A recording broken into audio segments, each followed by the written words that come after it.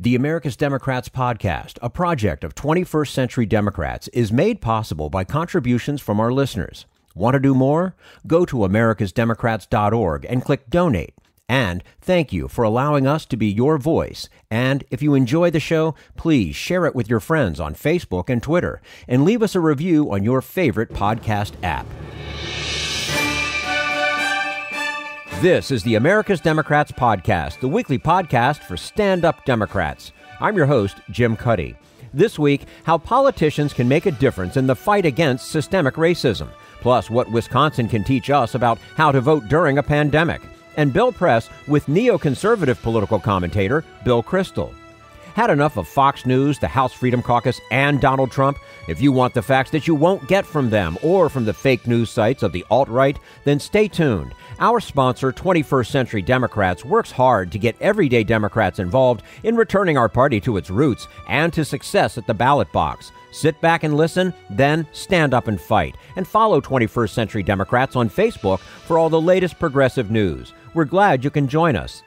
Ada Briceño believes in an all-encompassing fight against police brutality and systemic racism that goes beyond protest. That's why she calls on all of us to vote for politicians who will take a stand in the fight for racial justice and make real change.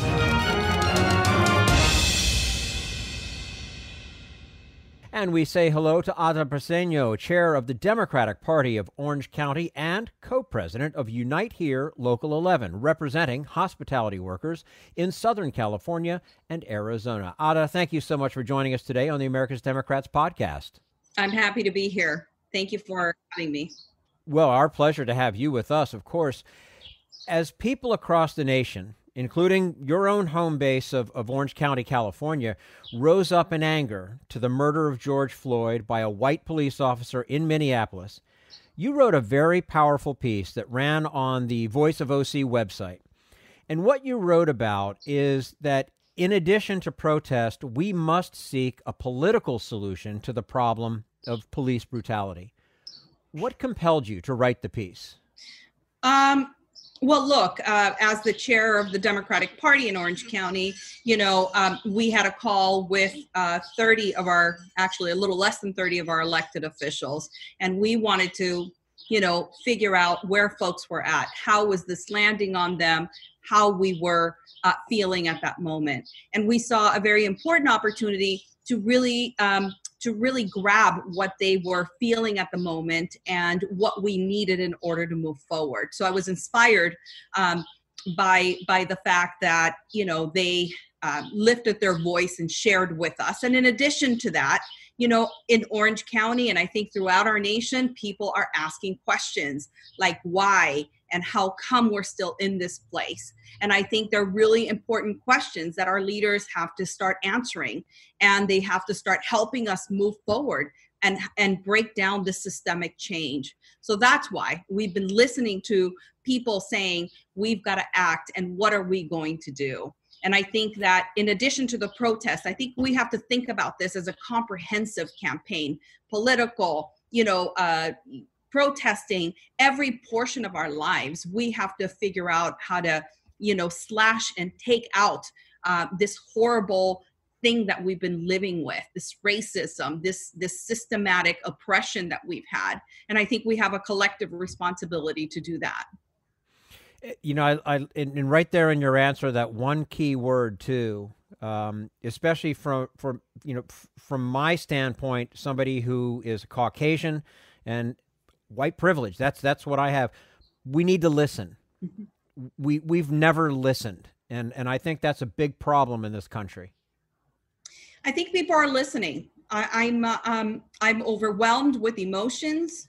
I've been overwhelmed with emotions as many of people across our country with, feeling in Brea, California. We had large, in a very conservative place, we had large numbers of people start, peacefully protesting. We're seeing this across our nation. People are listening and they're tired.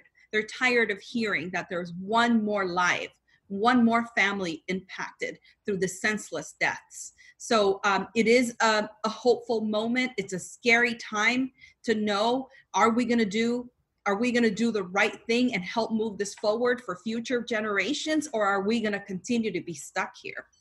Mm-hmm. Now, you speak to the platform of the Democratic Party as one that makes clear that Black lives matter. Is it your sense that Democratic elected officials are living up to that promise? I think we're the party that it's a part of our platform, just like you said. And I think that we all, everybody in this country, including you and me and our future generations, have to do much, much more in order to alleviate this cancer that we have. So I think that this is an opportunity for us to take a look at those fundamental principles that we've put together and say, how far are we owning up to them, and what is my piece in it, and how am I stepping forward? You write that, and I'll quote, "We have untapped power to enact reforms in our own backyard," close quote. What do you mean by that? Well, look, in Orange County, we just became the, believe it or not, in a very conservative, behind the orange curtains, we just took over the Republican registration. And so especially, and I think nationwide, but for our community for our community here, we have a lot of untapped power. We have the ability to affect this change of systematic oppression, one person at a time at the ballot box. We can elect judges and they have a big say. We can elect, the sheriffs. We can elect city council and school boards. School boards have this obligation, I believe, to figure out how to include in our texts Black history, and, have curriculum that's going to help our children, end that systematic oppression. I think city council folks have a direct relationship to their police departments and to the chiefs of police, right? That's important. But we have, the criminal justice system is district attorneys. We elect them. The sheriffs, we elect them. So that is the untapped power I'm talking about. It's up to us. And it's really hard to say to someone, oh, go vote, because we are living what we're living today. And it's so hurtful for someone to say to us. But that is one of the untapped powers that we have. And we've got to be able to use them.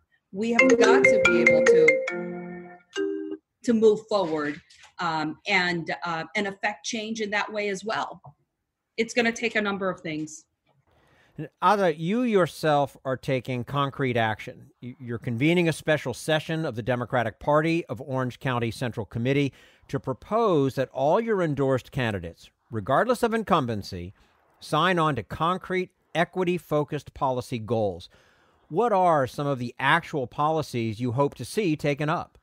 So, for example, we could talk about oversight commissions, de-escalation and racial bias trainings, reevaluation of use of force policies, implicit bias curricula for schools, and also to allow space for kids to talk about racial issues, expanding mental health resources, school to prison pipelines, and other things that will uplift racial minorities and promote racial equality. Those are some of the things that we're talking about, but there are so many other ideas that have come up. So we're excited to figure out what are the best things to promote and move forward.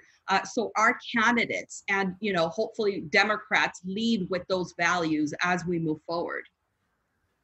We're speaking with Ada Briceño, chair of the Democratic Party of Orange County and co-president of Unite Here Local 11, representing hospitality workers in Southern California and Arizona. Ada, you also write about the importance of partnerships between Democratic candidates and those on the front lines of our criminal justice system to make positive, lasting change. What can politicians learn from these kinds of partnerships? Well, and it's not only partnerships amongst them, but I think amongst all of us, right? I think it goes broader than that.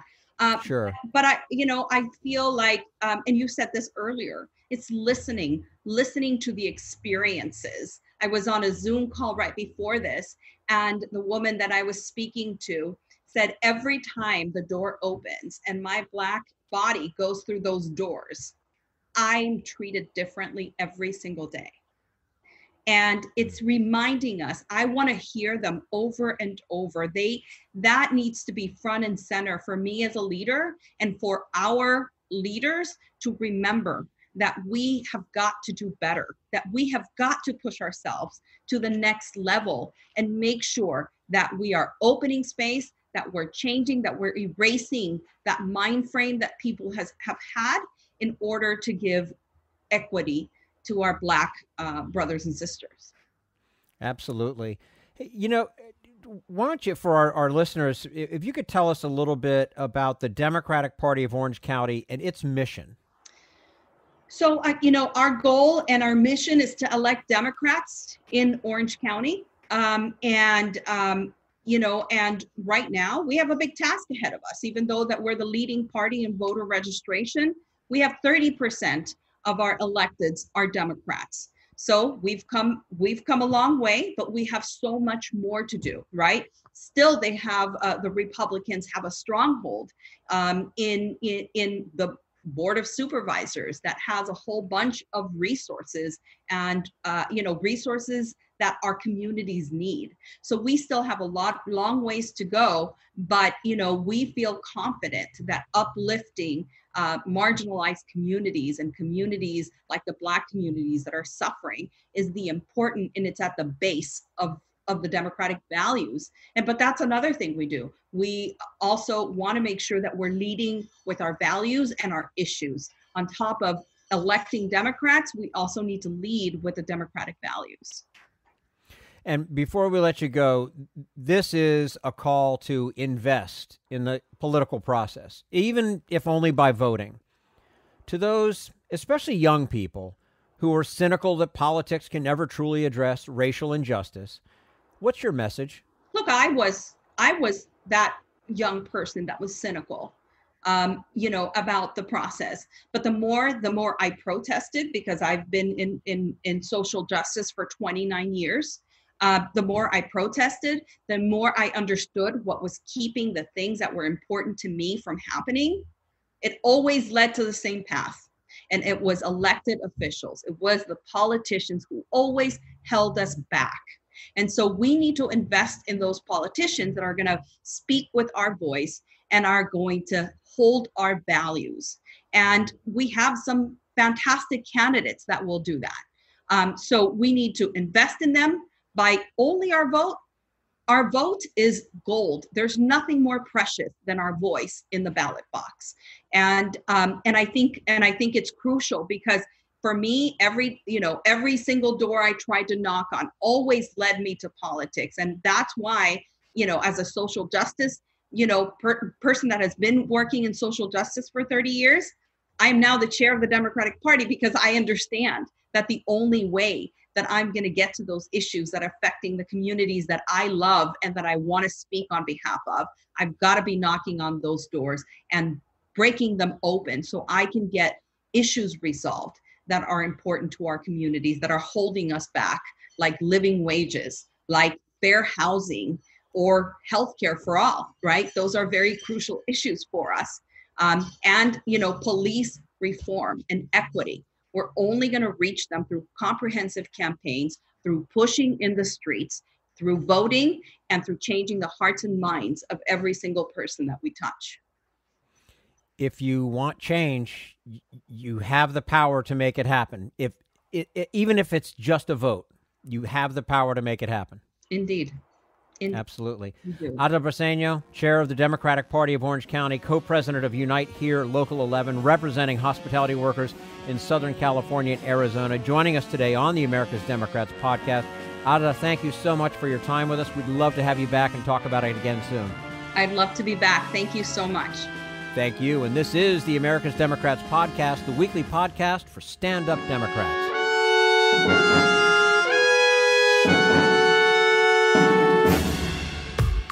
We want you to sit back and listen to this americasdemocrats.org podcast, a project of 21st Century Democrats. But we need you to stand up and fight. Do you want to get involved and help get our party back to its roots and to success at the ballot box? You can make your contribution to help us keep this show going and to elect Democrats who will stand up for democratic principles. Go to americasdemocrats.org and click on Donate at the top of the page. this Social Security measure. I believe that we must pass legislation to provide medical care. This is our tradition. When our grandparents came to America, it was the Democratic Party which said, welcome. It was the Democratic Party, the party of Roosevelt and Truman and Kennedy and others, who said that America belonged to all its people, not just a handful of the rich or a few giant corporations. That's why great leaders like FDR fought so hard for Social Security, and why JFK stood up to the insurance companies and their Republican allies to get Medicare. It's not just one thing, or one time, in one place. It's about a whole history of standing up to the Republicans and saying someone has to be on the side of regular working people in America, whether it's defending Social Security or just the way your loved ones are treated on the job. That's what the Democratic Party is all about. And that's why this message has been brought to you by the Democratic Party. Working people like you and me. Paid for by 21st Century Democrats. Not authorized by any candidate or candidates committee. This is the America's Democrats Podcast, the weekly podcast for stand-up Democrats. Coming up next, defending democracy in a pandemic election. But first, we turn to Jim Hightower, America's #1 populist, for his common sense commentary. Everyone should wear a protective medical mask, but some ought to be in ski masks, like those favored by bank robbers and muggers. Zach Fuentes, for example, a former deputy chief of staff for Donald Trump. He resigned from the White House in January, looking for some sort of lucrative entrepreneurial future. Then, the pandemic hit, and as Trump's incompetent government quickly caused it to spread, Fuentes thought, aha, opportunity. By April, he had set up a corporate facade for hustling contracts to provide medical supplies to government agencies. Only 11 days after he opened for business, bingo! The former Trump aide was awarded a $3 million deal from the Department of Health to ship respirator masks to Navajo Nation hospitals that were being overrun by hundreds of COVID-19 cases. Fuentes was awarded the contract with little competitive bidding, even though he had no knowledge about medical supplies or experience in federal contracting, and even though his price of $3 per mask was triple the pre-pandemic cost of $1 each. Oh, he also had no masks, so he bought a batch from China. A bit hypocritical since Trump is frantically trying to blame Chinese officials for his own massive screw-ups in handling the pandemic in our country. Worse, the bulk of Chinese masks he procured turned out to provide inadequate protection, were unsuitable for medical use, or were not the type he promised to deliver. So the Navajo people did not get the help they urgently needed. Fuentes and the Chinese supplier each made off with a bundle, and we taxpayers got mugged. This is Jim Hightower saying that is what happens when government is turned over to insider profiteers. At least these bungling bandits should have to wear scarlet masks so we can point them out to our children and say, don't let them control your future. Need an antidote to the progressive blues? Want some good news about how grassroots folks are rebelling against the corporate powers and winning? Well, here's an easy-to-swallow pill for you, the Hightower Lowdown. Hightower's monthly newsletter will give you the lowdown, even as it lifts you up. It's 4 pages a month, jam-packed with facts you can use, actions you can take, and Jim's own Texas humor, all for only $15 a year. To become a lowdowner, go to hightowerlowdown.org.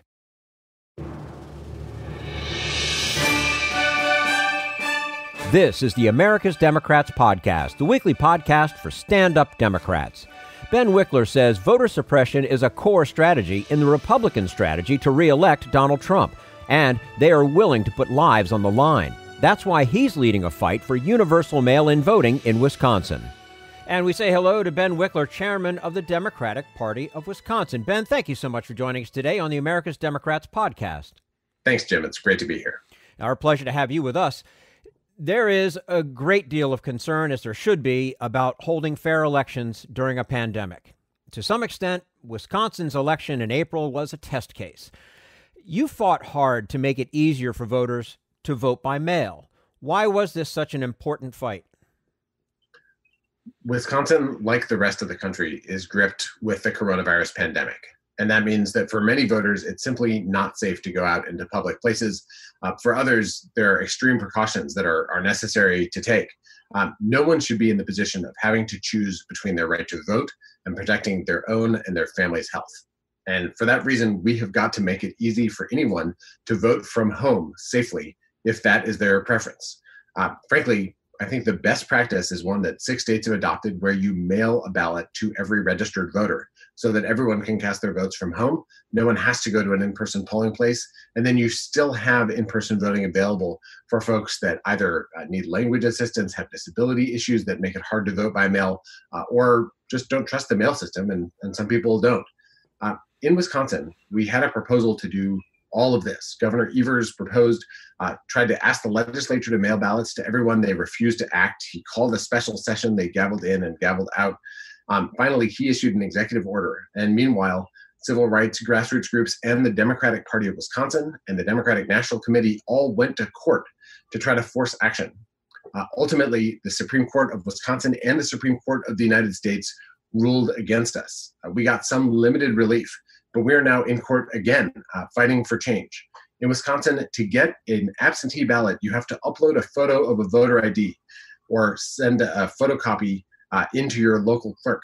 That poses a barrier for people who don't have easy access to voter IDs despite being legitimate eligible voters. And it's a problem for people who don't know how to upload photos to web forms or get scanned printouts, which is a lot of voters. So we're trying to get that struck down, as well as make other provisions to make it easier for people to vote absentee. But mark my words, it is fundamental to the right to vote to allow people to vote without risking their lives. And of course, as you well know, Republicans fought hard to limit mail-in voting in April's election. How should we understand their opposition to mail-in voting?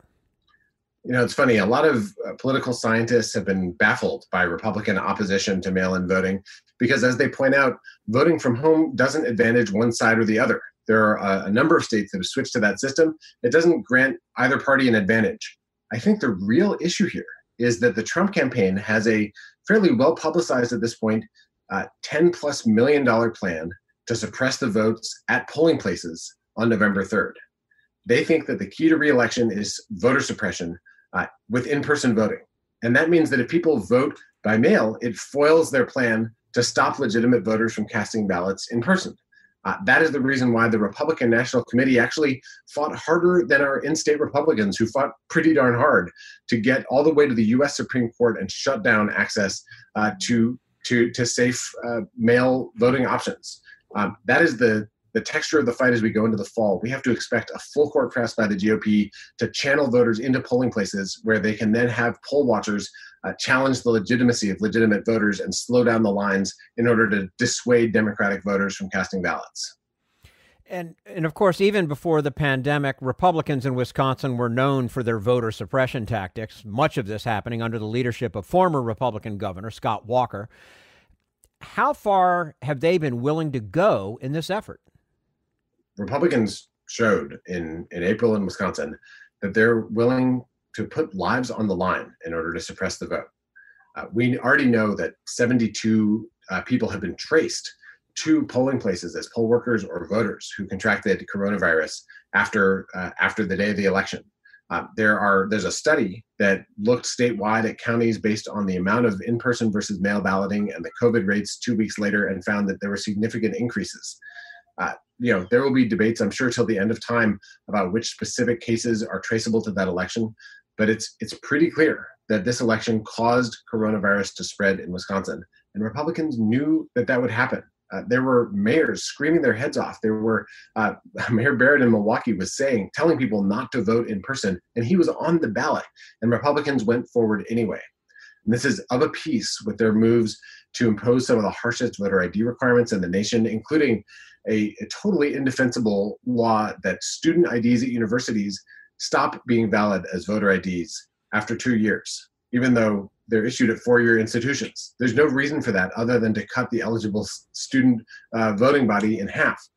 There's a massive effort, and analysis has suggested that these voter suppression efforts were enough to flip Wisconsin for Trump in 2016. We were able to overcome them in 2018 due to massive amounts of organizing, and we still only won our governorship by 1.1 percentage point in a Democratic wave year. And now they're planning to do it again in 2020. It is a fight not just for Democrats, but for democracy. And these voter suppression strategies, of course, often have a disproportionate impact on voters of color. How does that play out in Wisconsin? So the biggest impact is clearly on voters of color, especially African-American voters, and on young people.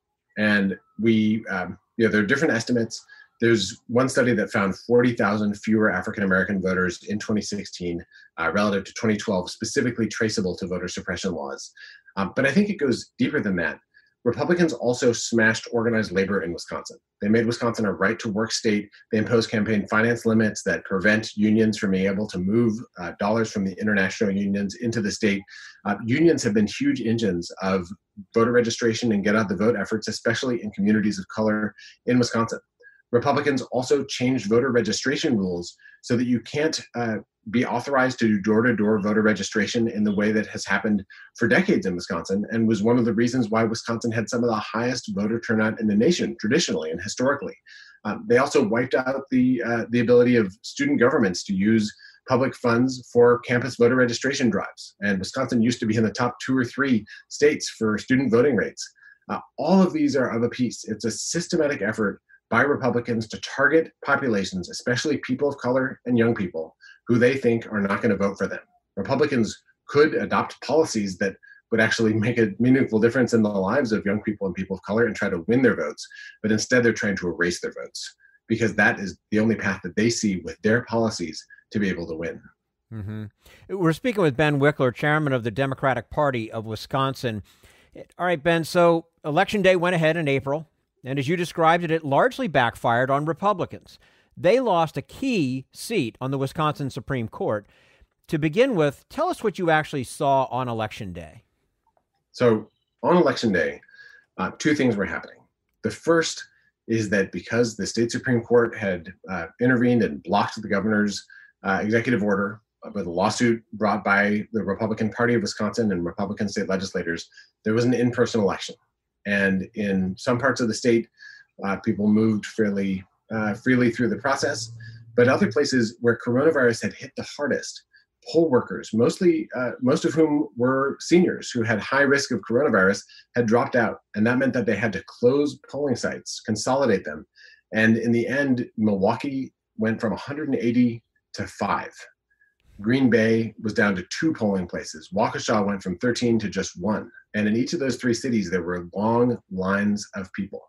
There were people who were risking their own lives and their families' lives to vote. And interviews with folks in lines that sometimes lasted for hours, they said that they knew that people were trying to suppress their vote and they weren't going to let them do it. So that's the first thing that we saw. And frankly, it was heartbreaking. I mean, people were breaking down all across the state. And the tenacity of voters to fight through that and cast ballots, even in those conditions, is a tribute to them, but something that should never have been required of anyone. The other thing happening that day was less visible, but it was significant.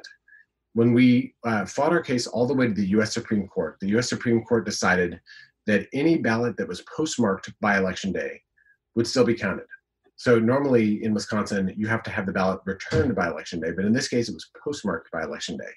Not everywhere in Wisconsin uses postmarks, so there wound up being thousands of disputed ballots. But nonetheless, we were running a massive organizing effort through the Democratic Party of Wisconsin.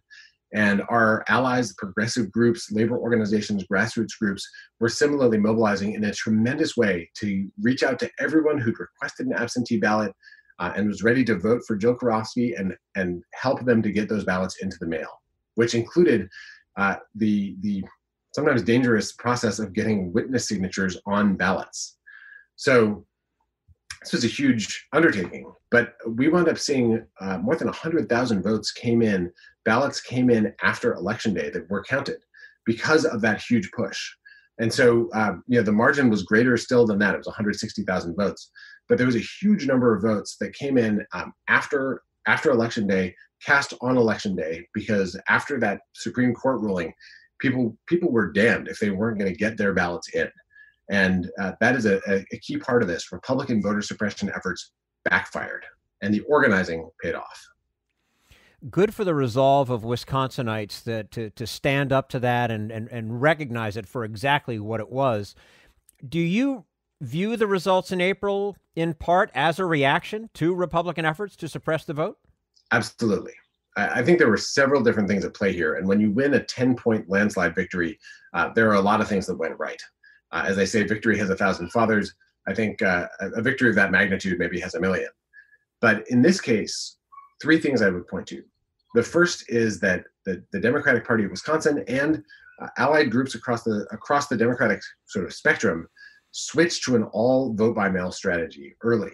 We switched 3.5 weeks before Election Day. Republicans ultimately focused on voting by mail at the end, but at first they were mainly raging about the idea that anyone would want to switch to vote by mail.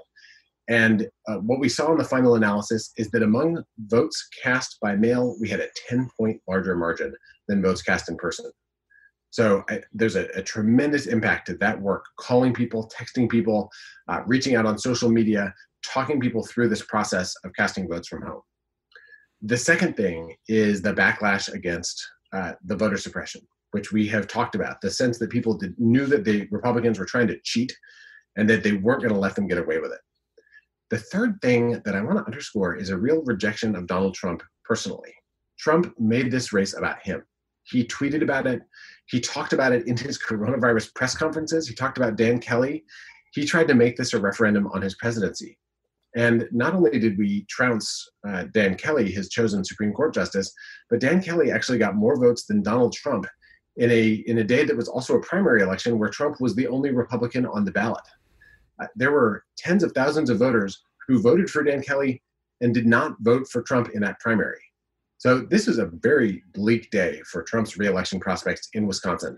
And, I have to say, if we can build, and this is what we are trying to do, our core strategy now is building on that organizing strategy, helping people vote by mail, helping people request absentee ballots right now, 5 months before the election.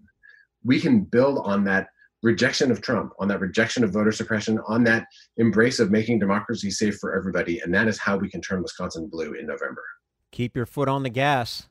Ben, there's a statement you made to CNN that has been widely circulated, and you said, quote, Wisconsin's election offers a nightmare vision of what the whole country could see in the fall, close quote. Finish that thought for us.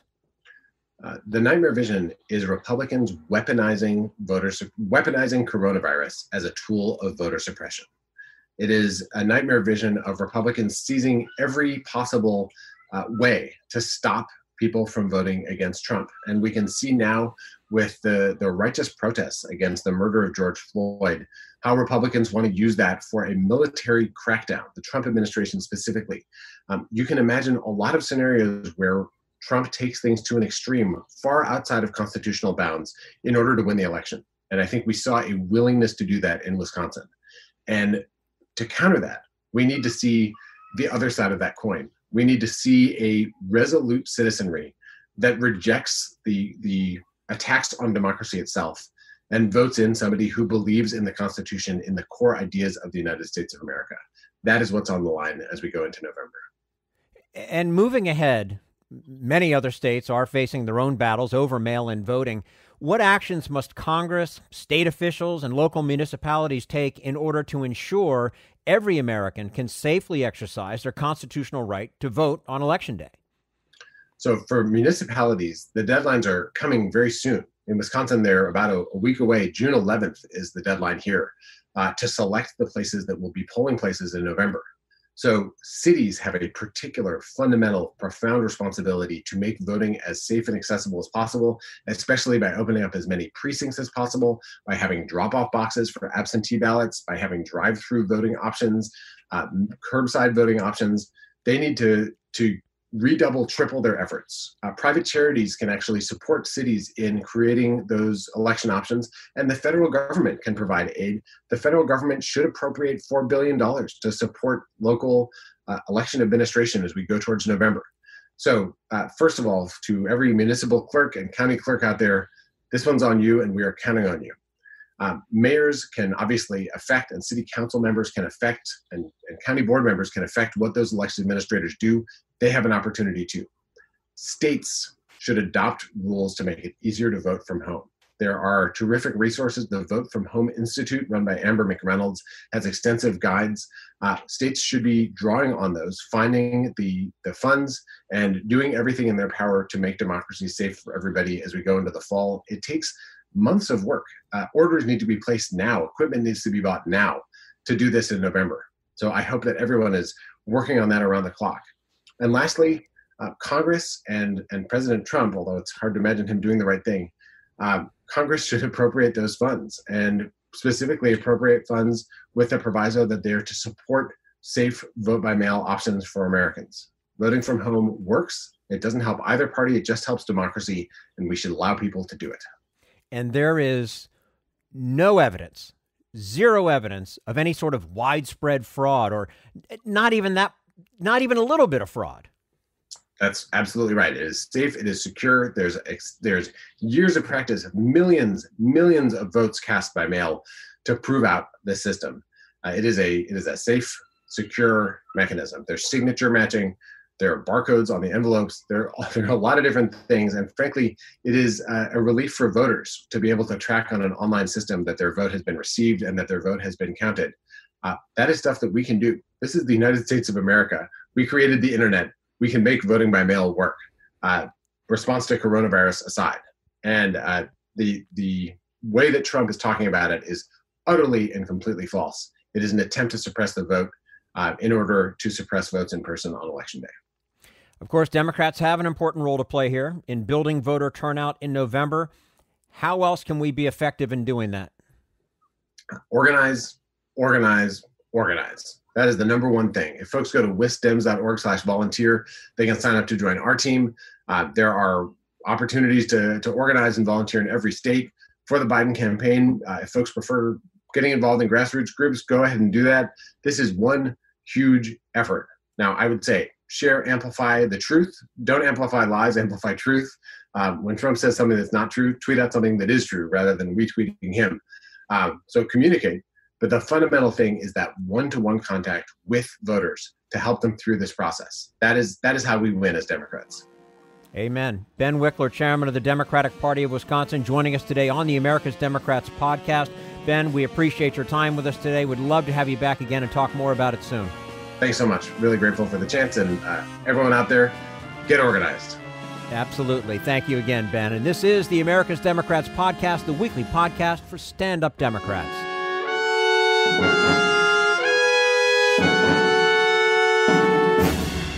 We want you to sit back and listen, but we need you to stand up and fight.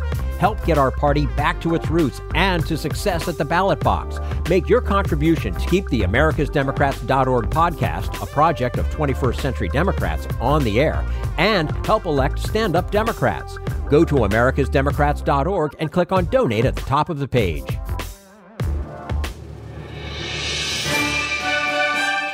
This is the America's Democrats podcast, the weekly podcast for stand-up Democrats. Neoconservative political commentator Bill Kristol talks with Bill Press about why Trump is incapable of being the leader the nation needs. I know you're still a conservative. Are you still a Republican? I ask myself that fairly often. I guess I will say I honestly invest less in the party. I mean, there are people for whom it's really been wrenching to leave the Republican Party. You know, I supported a couple of Democrats when I was younger. I volunteered for Scoop Jackson in the 1972 presidential campaign. What's that? And worked for Dan Moynihan. And worked for Pat Moynihan, right? So I mean, I guess I have a little more familiarity with supporting people from the other party, at least way back when I was young. But and the party is a party. It's an important institution in our politics, but it's not something one should be, I don't think, excessively loyal to. And anyway, I don't think it's very hard with Trump. He's so look. The more important thing than being a Democrat or a Republican is the consensus on the fundamental institutions and norms and principles of liberal democracy. And there, I do think you and I, Bill, really have been pretty lucky through most of our adult life that both parties, on the whole, have been pretty responsible, pretty attached to those principles, pretty willing to repudiate people on their fringes who, seem to go outside those norms. And with Trump, of course, everything's changed. And I do think it's awfully important for the country that Donald Trump not have a second term as president. You're absolutely right. I mean, I started out working for a Republican, and I find myself regretting the absence of the Republican Party that you and I both knew, right? And I mean, one thing that really is true, I think, is that it's better for the country to have two pretty responsible parties that can sort of alternate in power without huge disruptions, without people feeling that if there's a president of the other party, that they're somehow not listened to at all or underrepresented. Of course, you prefer to have a president and a Congress, a governor, and so forth of your own party. But we're now at a position, though, and it is bad for the country, the kind of polarization we've seen. It was already bad before Trump. That Trump has so much made it worse that one reason I've been so focused on Trump, some of my friends say, well, there's so many other issues. You studied political philosophy, political science. Why don't you think about the party system or the, administrative state or all the other problems in our country? But Trump is the infection that unless he's dealt with, I don't think it's possible really to get back to work or to get to work dealing with other underlying problems, which should be dealt with and hopefully will be. But as we, move into the 21st century here, somewhat belatedly maybe, Trump really is a challenge to the system. And if you don't like the system, I guess that's a good thing. But if you think that on the whole, the system of governance we've had in America has been pretty good for a while and helped an awful lot of people, it needs to be improved, obviously, and helped a lot of people around the world, it's alarming. What happened to the Republican Party? I mean, up until the time that Donald Trump won the nomination at the convention, there were a lot of Republicans who said, no, this is not our kind of Republican. This is not where we want the party to go.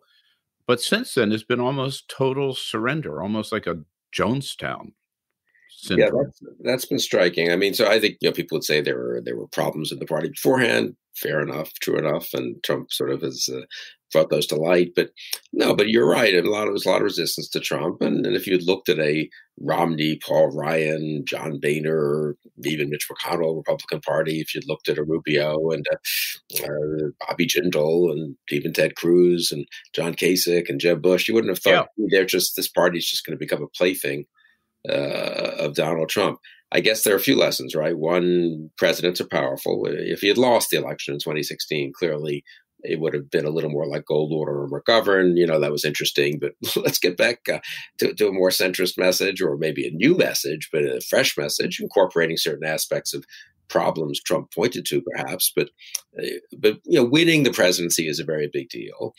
Then having the power to mobilize the Republican electorate against your opponents is a very big deal. That's something, if you think of Carter, for example, he didn't have. And so there was never that kind of fear of Jimmy Carter that there was of Trump. But of course, Trump is willing to use that fear in a big way. He delivered some policy victories as some Republicans saw them, in taxes and judges, that made people feel invested in Trump.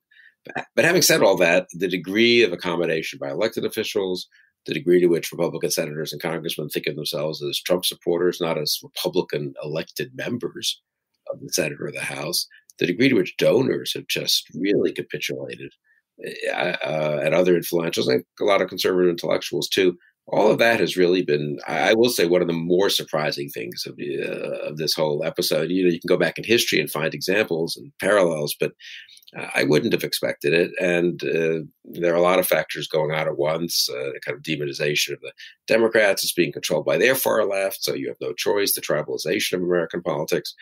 But I think the degree of rationalization, lesson I've learned, I guess I'd put it this way, rationalization, the power, the ability to rationalize, the wish to rationalize, is a very powerful force. People talk themselves into things. They accept one thing, they accept the second thing, or they think about it 6 months later, they're accepting things they never would have accepted 6 months ago. And then they're sort of invested, and it's embarrassing to say maybe you were wrong. And so then you kind of keep on rationalizing. And then here we are. Do you believe that whatever we call it, the Republican Party of George W. Bush or Mitt Romney or George H.W. Bush, can that party ever come back?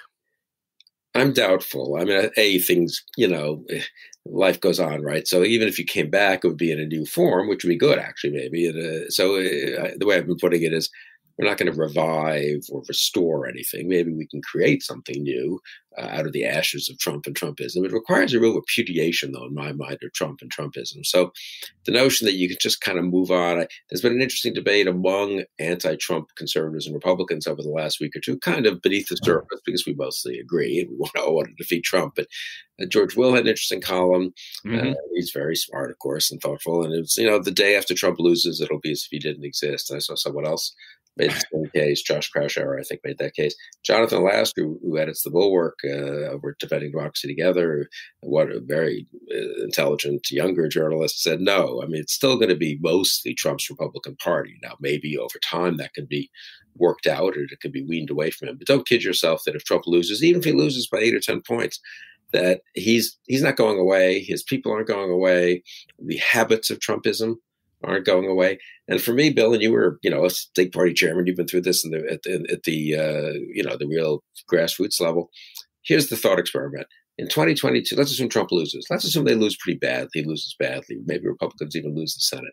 In 2022, would it be better to be an anti-Trump Republican in a Republican primary for the House or the Senate? Or would it better to be a Trump loyalist? Or maybe it'd be better to be sort of in between. But I think when you think about that, though, I'm afraid the answer in most Republican primaries in most parts of the country is going to be, you're still going to want to have the blessing of Trump. And as long as that holds, it's a little hard to see how you liberate the party from Trump.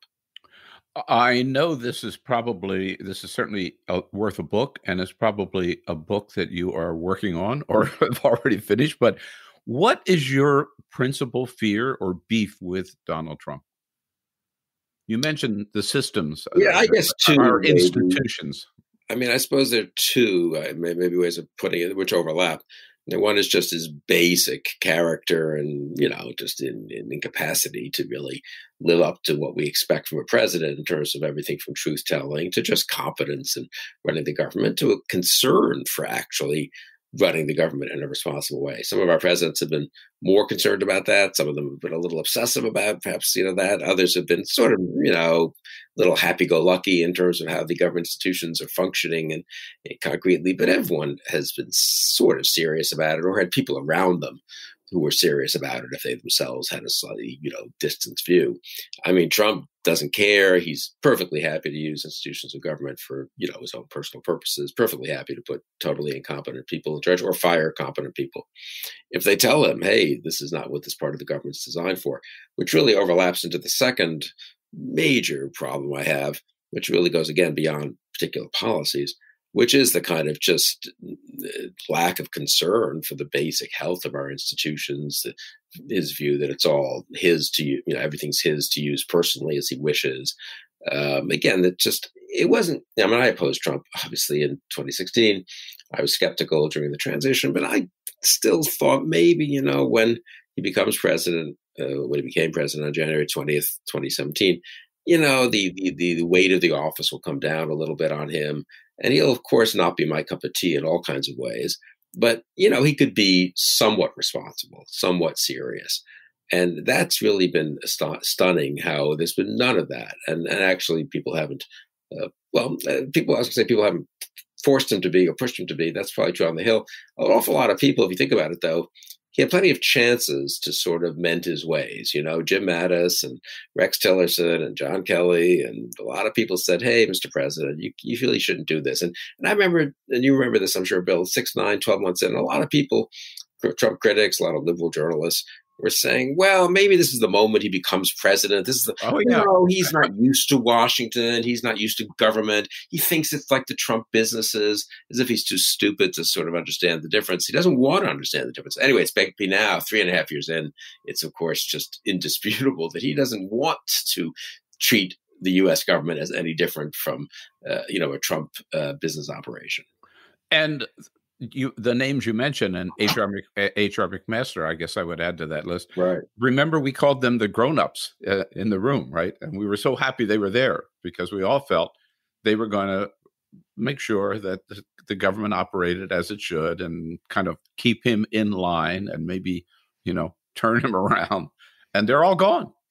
No, that's a really important point. And I mean, and we don't know how much damage they stopped in the first 2 years. Right. I was always among my kind of never Trump friends. There were always debates. Should these people have gone in? Should they stay? And I was always mostly on the side of it's good that they're there. Don't call on them to resign. We want them to be institutional guardrails, or demand the institutional guardrails against Trump's just willfulness, both in terms of some really stupid policies, but also just kind of using, the military as his own personal force and, so forth for photo ops. I mean, just think of the things we've seen and or trying to, and it is worrisome that they're gone individually. The institutional guardrails are much weaker than they were. Some of them are still pretty strong. Thank God we're in the United States of America and not in, a recent democracy like Hungary, where these things haven't existed nearly as long, and they don't have the kind of political culture and civic culture, military culture, and all that we have. But, you do see how much weaker the resistance is now. He's, for all that he's a kind of buffoonish and has a short attention span and isn't very good at running the government, he's been pretty determined, to cycle out the people who were resisting him and to put in people who would accommodate him. I've got to say he's been pretty systematic almost about that. And now look who he has. And the Republican Senate's confirmed him, or they haven't made a fuss if he's just gone around the confirmation process and has a ton of acting people. So you look at the Department of Homeland Security, which has a lot of assets, kind of police forces, frankly, working for it. You look at the Justice Department, obviously. I think Defense Department still resists more, but you look at the State Department, and you got to say, I mean, what was once, even a year ago, I think of Ukraine, what he was impeached about. One reason he was impeached is that, in fact, it was hard for him to get the State Department to do what he wanted. Ambassador Yovanovitch didn't really do carry out the policies he wanted. That's why he had to fire. Then Bill Taylor, who we put in, who had previously been ambassador, wouldn't really do what he wanted. And then the Assistant Secretary of State, and and others. That's why you had Giuliani kind of running around on the outside. If you think about the kind of the institutional frameworks that were still there and the kind of people who were still there, they're mostly gone, right? And even at the National Security Council, you may not love John Bolton, but, Fiona Hill was working for him, and she's a serious person. And so, I mean, the degree to which we're really in worse shape, I would say, institutionally than we were even a year ago, let alone 2 or 3. And now we're going into an election campaign. We're in an election campaign, and I'm worried about that too. I'm worried about what he will do that we have not really seen previous presidents do. I mean, obviously presidents, they use government a little bit to help their reelection. I mean, they do it in ways that hopefully are legal, but, push the envelope a little in terms of maybe, right. The obvious things that every incumbent does. But that's one thing. I mean, what Trump is going to be tempted to do and inclined to do, I would even say, is something I'm not sure we've really been tested by, certainly since Nixon, and really not even by Nixon in a funny way. Not a funny way, but I just think he didn't, at the end of the day, do that much more than he was stopped in a way from doing a lot of things. And so it really, I'm worried about the next 5-6 months. I mean, I really think it's going to be a test for our system. Yeah, right. It's one thing to take a trip on Air Force One, which is really a political trip, and everybody does it, and then they say, "Oh no, this is official business because we took time out to have a little roundtable or something." That's one thing, but to call out the military to clear the path so you can do a photo op in front of a church is takes it to a new level. Yeah, no, that's really right. And the people who complain about, they don't seem to be observing the Hatch Act and the normal, constraints on political campaigning from the White House. Again, some of those were always a little blurry, but yeah, I mean, he's so far beyond the normal things that we complained about in previous administrations. And I remember when I was in the White House that we were pretty careful about, but occasionally we probably slipped a little, and then the media would say, "How can you do this?" And the campaign would repay the government for half the cost of the trip, something like that. Well, that seems like such another world. I think when I was there, under George H.W. Bush, I was Vice President Quayle's Chief of Staff. Marlon Fitzwater was the press secretary. And I think I've got this right, but this is close to right if it's not exactly right. I believe Marlon, when he was speaking from the White House podium, he would, of course, defend the administration policies. Occasionally, he might criticize some critics as having misrepresented the President Bush's position or the administration's position on something.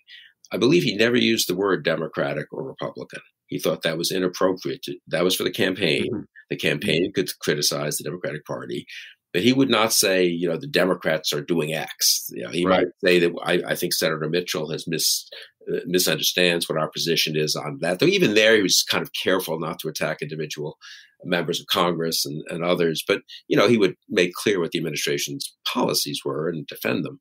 But I mean, the degree to which he thought it was inappropriate to use the White House as a partisan or political vehicle, I mean, that just seems like another world, obviously.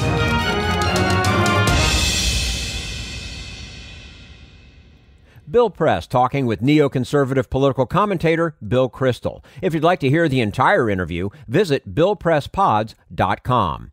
That's all for the America's Democrats podcast. Thank you to all who made today's show possible. Ada Briceño, Ben Wikler, and the entire Bill Press team. And thank you for listening. If you liked what you heard, please get involved in our efforts to keep this show going and to elect Democrats who are bringing the party back to its roots. Go to americasdemocrats.org and click on Donate at the top of the page.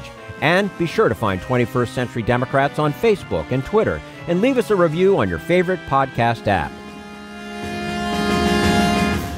For the America's Democrats podcast, I'm your host, Jim Cuddy.